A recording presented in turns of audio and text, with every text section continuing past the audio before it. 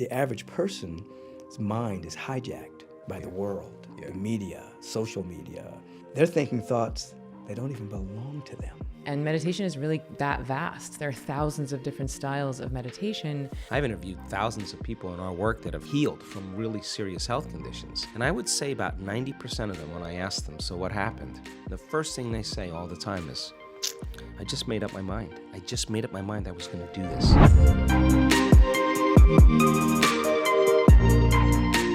So meditation, if we describe what meditation is, it's paying undistractable attention to reality, to the eternal, to that which is real.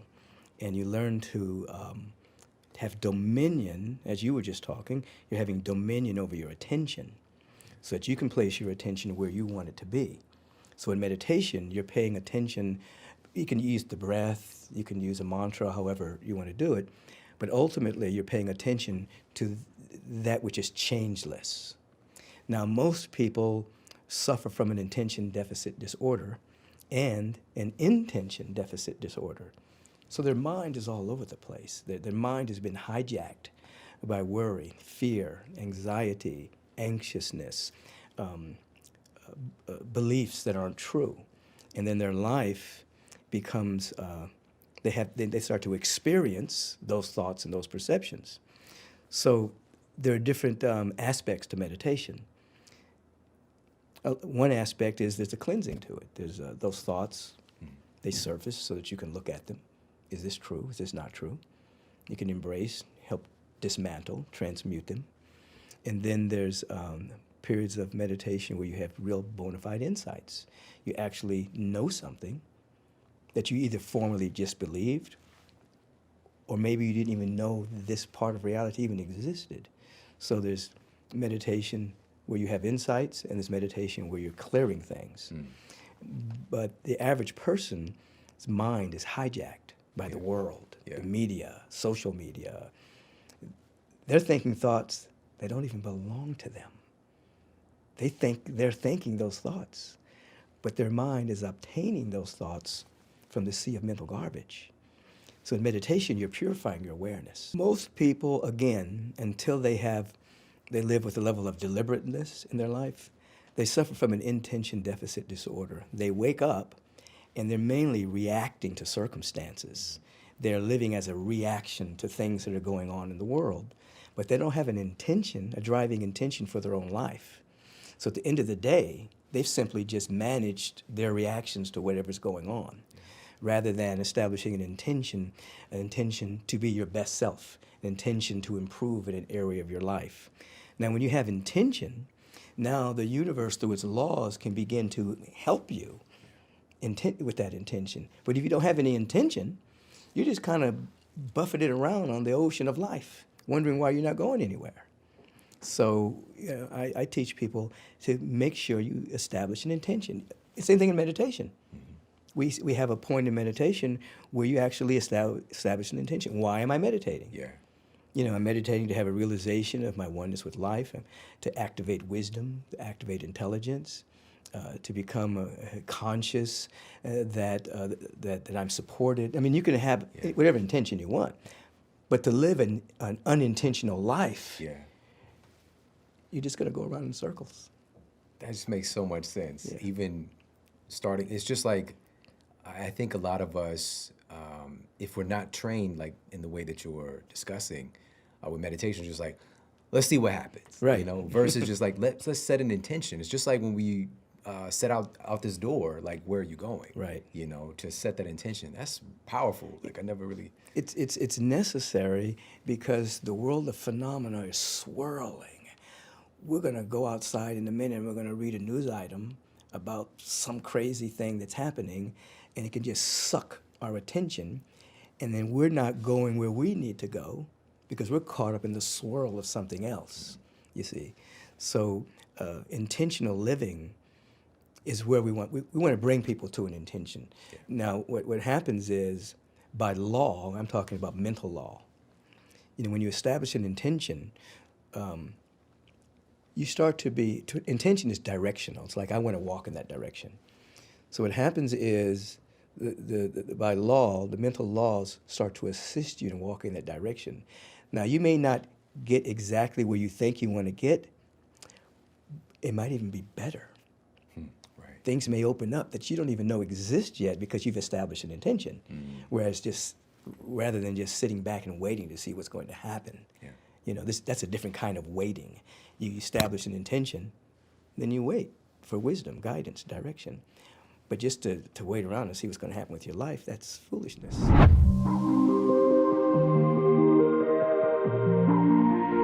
The word meditation means to become familiar with. That's exactly what that symbol means.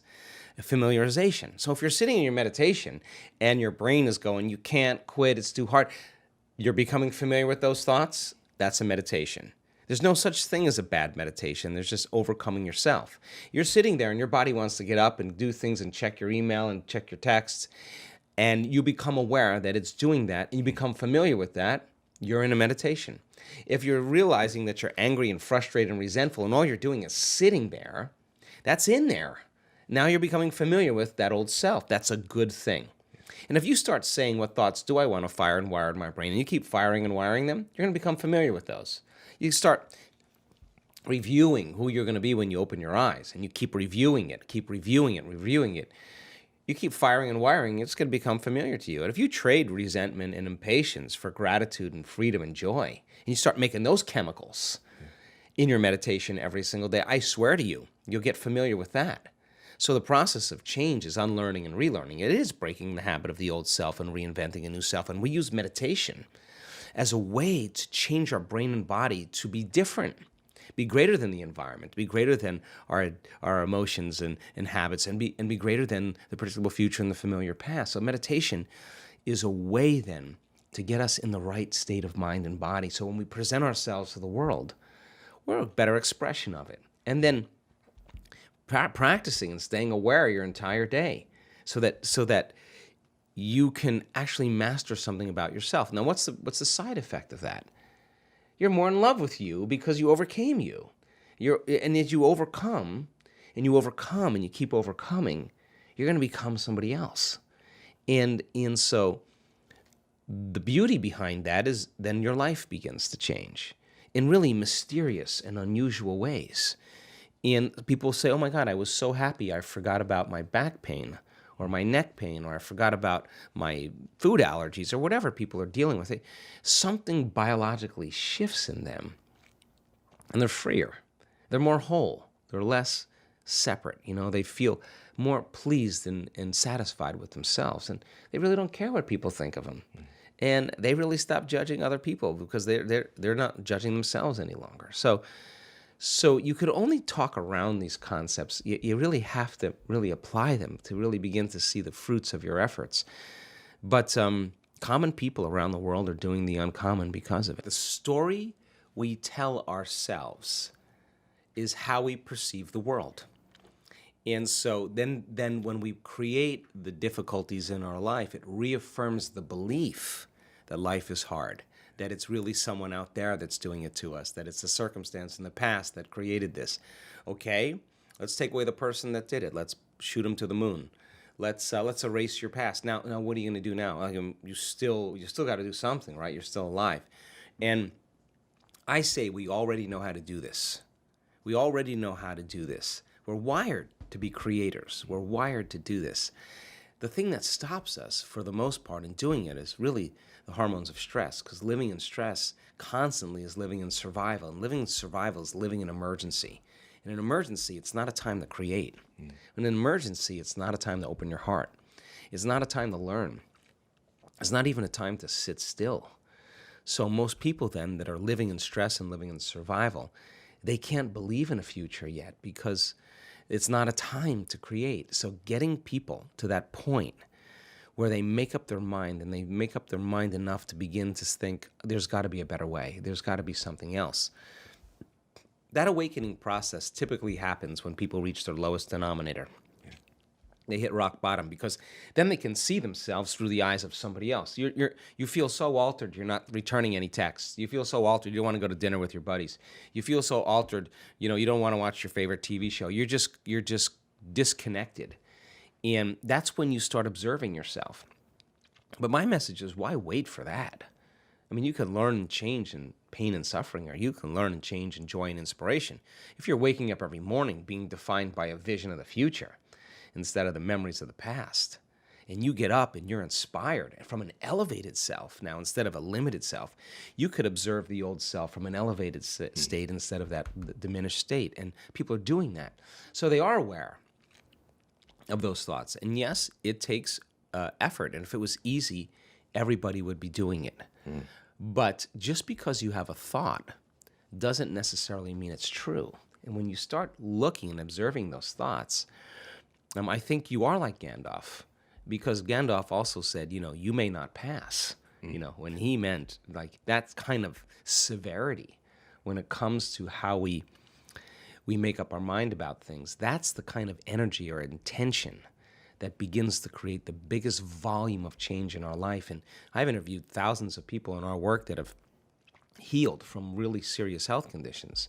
And I would say about 90% of them, when I ask them, so what happened? The first thing they say all the time is, I just made up my mind. I just made up my mind I was going to do this. Yeah. And they made a decision with such firm intention that the amplitude of that decision carried a level of energy that was greater than the hardwired programs in their brain and the emotional conditioning in their body. And the choice that they made caused their body to respond to a new mind. In fact, the choice they made became a moment that they would never forget. It was an event. And the stronger the emotion they felt, the more they paid attention to the choice. And in a sense, they were remembering their future. And the body emotionally was getting a sampling, a taste of the future. And they're aligned to that future. And that's when the body's healing began. That's when the miracle started, right in that moment. That's how powerful we really are. Now, what if you did that every day?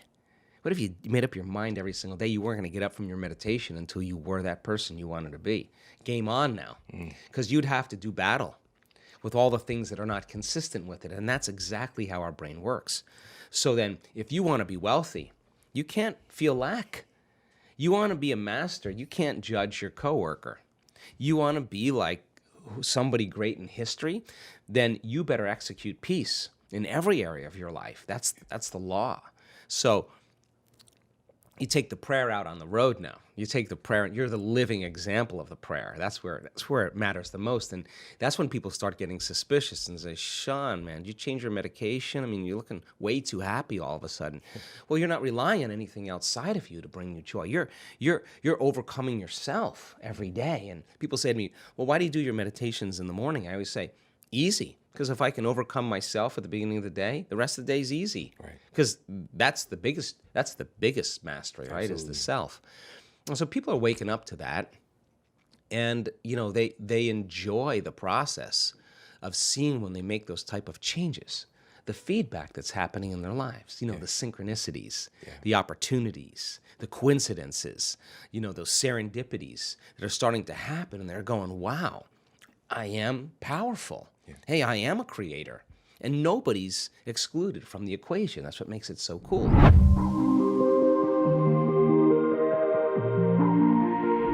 In India, we always say that the mother has 100 times more influence than the father. And I absolutely do see that in my life in terms of the introduction to meditation to my mother. My mother, when she came to the U.S., leaving a huge extended family in India and all of a sudden diving into all of the challenges of American life, alone, developed a thyroid condition. And so here's this young mom, in a new environment and young kids. And when she went to her endocrinologist, who was not, by the way, an integrative endocrinologist, I feel like this is just like fate stepping in. She went to a regular endocrinologist who said, I think this is a stress-induced condition that, given all that you've been through, that your body is responding to stress and strain of a new lifestyle. And so he actually recommended meditation, and transcendental meditation at that time was the most available to the medical community. And within 6 months, her thyroid was completely normal. And so that was extraordinarily eye-opening for her, that a meditation technique, which is essentially, it's a use of sound to heal the body. It's a use of sound silently chanted or silently repeated within the mind. she immediately then had my sister and I learn. I was 9 at the time and she was 7 at the time. And because meditation and mantra meditation and sound being used in that way has been a part of my life for the majority of my life, it just completely changed the way that I interacted with the world. I had a way of resetting my mind on a daily basis. And it profoundly shifted, I think, my overall creativity. It shifted my flexibility, meaning I was able to take what seemed like opposite concepts and bring them together. And it shaped the way that I managed my interactions with other people because I wasn't reacting. I had this buffer of silence around me created through a regular mantra practice. And so when I became a physician, and I just fell in love with neurology, when I did my neurology rotation in medical school, I just knew this is what I was going to do. And everybody around me was like, oh yeah, that's obvious that this would be what you would do. So I fell in love with this field that essentially treats conditions that deteriorate. I mean, the majority of the conditions in a neurological practice get worse over time. Neurodegenerative conditions like multiple sclerosis and Parkinson's disease. And so here I was in this field that I absolutely loved, and I loved my patients, and I would have to watch them get worse. And so this is where I started to dive back into, some of the resources of my childhood and started bringing in things like meditation as part of my medical repertoire for these patients. And now what's happening is science has proven it. Now they're trying to turn that into a biological model. And there's always this lag between what we know to be true from a scientific standpoint to how we now translate that into medicine. And that's where this new field that I talk about in the book of biofield science is coming in to help to bridge that gap. That if from a quantum standpoint, we know we're vibrational beings, but the way that we're addressing our patients, we're looking at them as just biochemical beings.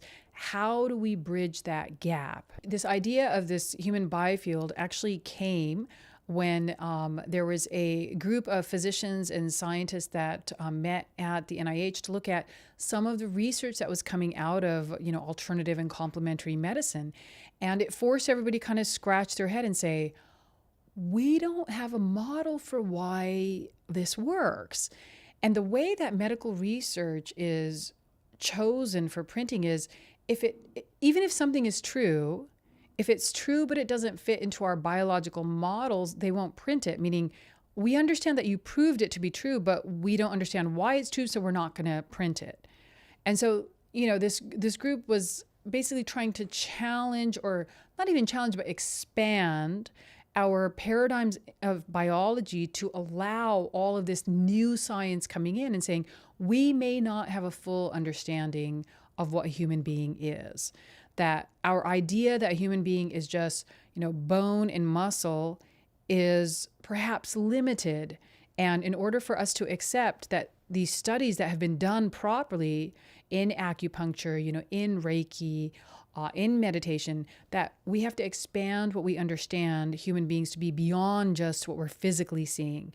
And we already accept that. When we do an EKG, we accept that we're creating electromagnetic fields. When we do an EEG of the brain, we accept that we're creating electromagnetic fields.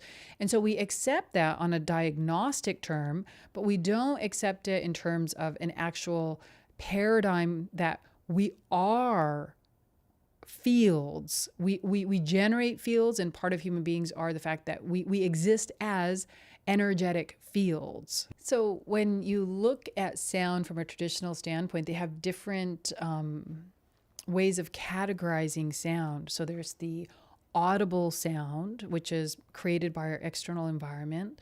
And then there's the sound that we make with our thoughts. If you think that you are not having a constant conversation with yourself, just any time of the day, just stop for a moment and just listen to the dialogues that are actually happening, what you're thinking about other people, what you're thinking about yourself. So we know that there's this constant dialogue happening, and that is also a form of sound. And then there's a form of sound that mimics or resonates with nature's frequencies. And that sound has the ability to actually bring the mind to more and more and more relaxed states, where eventually you're in a soundless state. And that is considered transcendental sound, where it's actually a soundless state, but in that state, you enter into a doorway to an entire new experience of sound. That's now transcendental sound. First of all, don't be intimidated, because I think people oftentimes, when they start a new health practice, just like when they start a new diet, they think they have to do it perfectly, right? That they have to sit in lotus position for an hour a day, and that they have to, go find a cave somewhere in Nepal or in the foothills of India, and that's the only way that they're going to have a valid meditation experience. And nothing could be further from the truth. I always tell people, start with where you're at. If you have 5 minutes, start with 5 minutes. If you have 10 minutes, start with 10 minutes. And just to find some place that's quiet. If you can't, sit on the ground, use a chair. The position should not limit you from doing the practice. And then there's many different ways of finding a mantra. People can go like you and I did to somebody who's a teacher. I learned TM when I was very young. They can go to somebody that can guide them through the process. I offer several mantras that are part of the Indian lineage, Sanskrit mantras. You can choose from sources like that. I always say, go to a lineage that you feel comfortable with. Almost every tradition has a mantra practice, but then just start. Just do it for however long that you can. And within the first few weeks, you're going to notice something is different. Every patient that I ever referred for a mantra practice, when they came back at the next visit, they were not the same person. And people around them could tell that. And they themselves could say, I'm not on edge in the same way that I was before.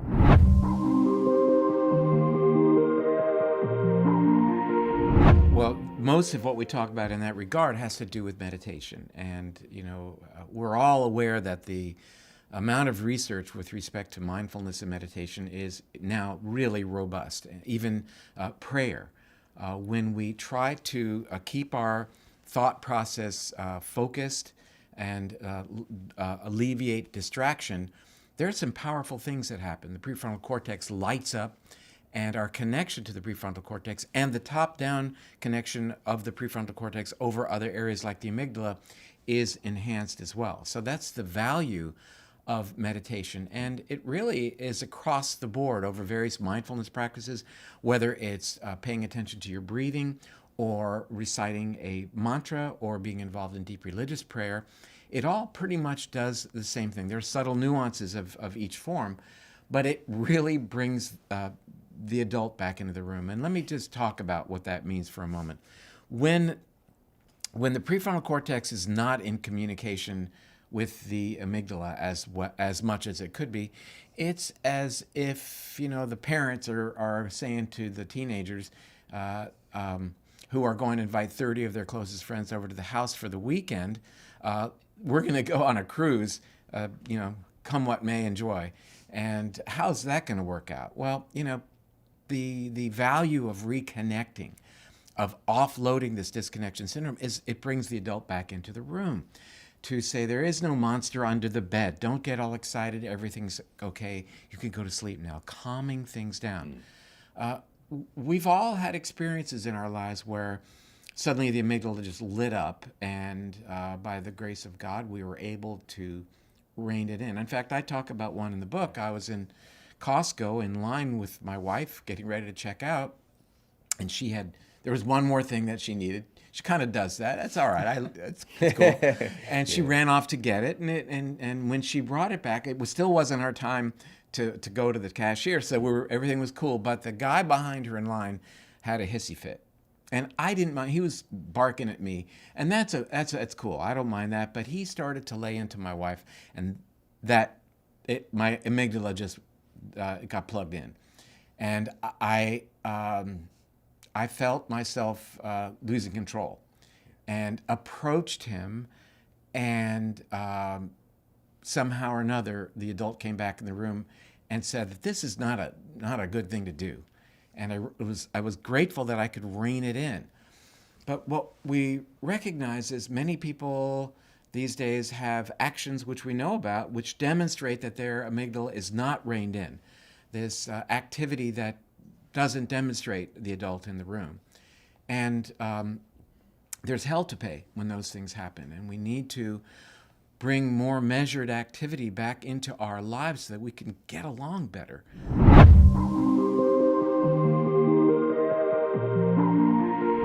So we did a study, we actually did 3 of them, on a Kundalini yoga form of meditation called Kirtan Kriya. It's a chanting meditation, or really it's a singing meditation, and it's all of 12 minutes. So I treat a lot of people who have ADD and they have short attention spans. So I'm like, 12 minutes, give me 12 minutes. You don't have to go to an ashram in India and sit on the floor for months at a time. 12 minutes a day. Sa, ta, na, ma. Sa, ta, na, ma. Sa, ta, na, ma. 2 minutes out loud, 2 minutes whispering, 4 minutes silently to yourself, 2 minutes whispering, 2 minutes out loud, you're done. Unbelievable. Calm the emotional brain, but activated the thoughtful brain. I mean, just like the perfect balancing technique. And it's so simple to do. I just love it. There's a term one of my friends coined called spiritual fitness. And prayer and meditation is part of that. I always think of people in 4 big circles, and people think of physical fitness. So I think there's a biological circle. There's a psychological circle. So that's mind fitness. There's a social circle, right? How we get along with our kids, our spouses, our coworkers. So there's social fitness and spiritual fitness. You want to be a whole, healthy person that's successful, not just in the amount of money you make, but you're more likely to make more money if you're happy. We want to be fit physically, mentally, socially, and spiritually.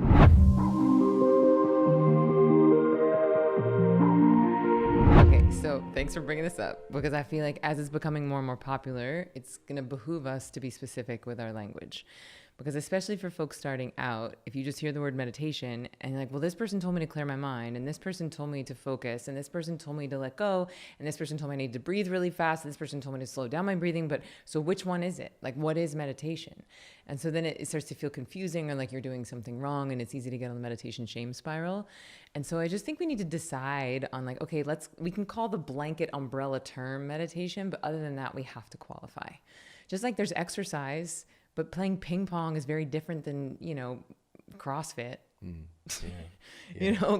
Sports. Okay, well, swimming is quite different from football, but they're all sports. So you wouldn't assume that the same technique you would use to swim would be the same technique you would use for football. And meditation is really that vast. There are thousands of different styles of meditation. And because I also think because people don't assume that it's a skill, they think that it's just something they should magically already know how to do. And so then they're like, well, you just sit down and clear your mind. And just because it's simple doesn't mean that it's easy, right? Actually, I think that the profundity of this practice comes from the simplicity.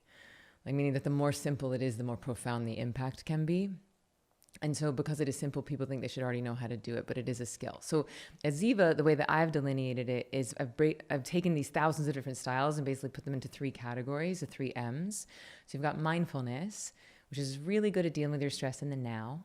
You've got meditation, which we'll define the difference in a minute. And I would say meditation is really good at helping you deal with your stress from the past. And the manifesting is all about creating your dreams for the future. Right? So mindfulness, now, meditation, past, manifesting, future. And technique-wise, how I would delineate those is that mindfulness is all about focus, directing your focus, concentrating. Prefrontal cortex is involved. Left brain is online. And honestly, what most of the apps are, most of the YouTube videos, the drop-in studios are teaching what I personally would call mindfulness, but I'm a meditation snob.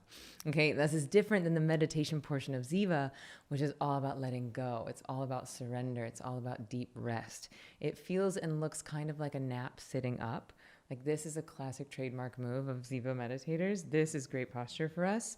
It does not look good on Instagram, but it feels amazing. And it, By the way, for folks listening, her head was collapsed as Yeah. if she'd fallen asleep. as if I was like on a quick heroin nap. I've never taken one of those, but I was like, this took an interesting turn. you know, it was just pre-Broadway or my heroin days. No, just kidding. So that sort of like weeble wobble head bob, it feels and looks very much like a nap sitting up. And interestingly, you're giving your body rest that is about 5 times deeper than sleep. And we know that because your metabolic rate decreases, heart rate slows, body temperature cools, all of which is giving you that rest that you get at like the bottom of your sleep. But that happens very quickly in the meditation. And it's actually that de-excitation of the nervous system that starts to create order in your body. When you create order in your body, that is the mechanism by which the old accumulated stresses can start to come up and out. And in my experience, it is the eradication of the backlog of stresses that allows you to perform at the top of your game. That is really where you start to get the ROI of the practice. It's not because you're doing a state change. It's not like, oh, I was stressed, I did 10 minutes of the app, I feel better in the now. That's good. That's a useful tool. But where we really start to see the like, oh, my whole life got better. I started making better decisions. My sleep got better. My sex is better. My immune system is better. I reversed my body age by 10 years. That comes from getting rid of the old stress in our cells. And now we even know in our epigenetic memory. And then in the manifesting piece, all I teach people to do is it's ridiculously simple. I just say, hey, after your meditation, ask this question. What would I love right now? Real simple. No one's doing it. People are asking, what do I need? What do I want? What's going to look on Instagram? What's going to make me more money? What's going to get me girls? What's going to give me? And it's like, all of that is lack. A lot of that is ego versus what would I love? That's spirit. That's possibility. That's present moment. That's listening. And when you ask that question from that de-excited space, and also when you've just flooded your brain and body with dopamine and serotonin and you're already feeling good, which PS is the whole secret and point of manifesting. It's about how good can you feel right now, because the better you feel right now, 1, the better decisions you're going to make, and 2, the higher quality things you're going to attract, because we are in fact impacting everything around us just by our state of being. Right? So you start to combine that with a very specific order, which not like, so look, I would say that you're placing your order with the cosmic waitress at the cosmic restaurant. If you want to talk science, it's that you're programming your reticular activating system, which is the RAS, which is the bundle of nerves at the bundle of neurons at the base of your brain, which is really the brain's filtration device. And so because at any given moment we have hundreds of millions of potential input available to us and the brain cannot process that much, we have to filter some of it out. And this is where the combination of meditation and manifesting becomes so much more powerful than either one alone. Because if you're in a state of fight or flight, your reticular activating system has to filter out for potentially life-threatening situations. And if you're perceiving everyone and everything as they're out to get you, then you have very little room left for your dreams. So you get out of fight or flight first, you get into stay and play, and then you take the time and the discipline of asking what it is that you actually want. Then you're teaching your brain what to look for and what to filter out.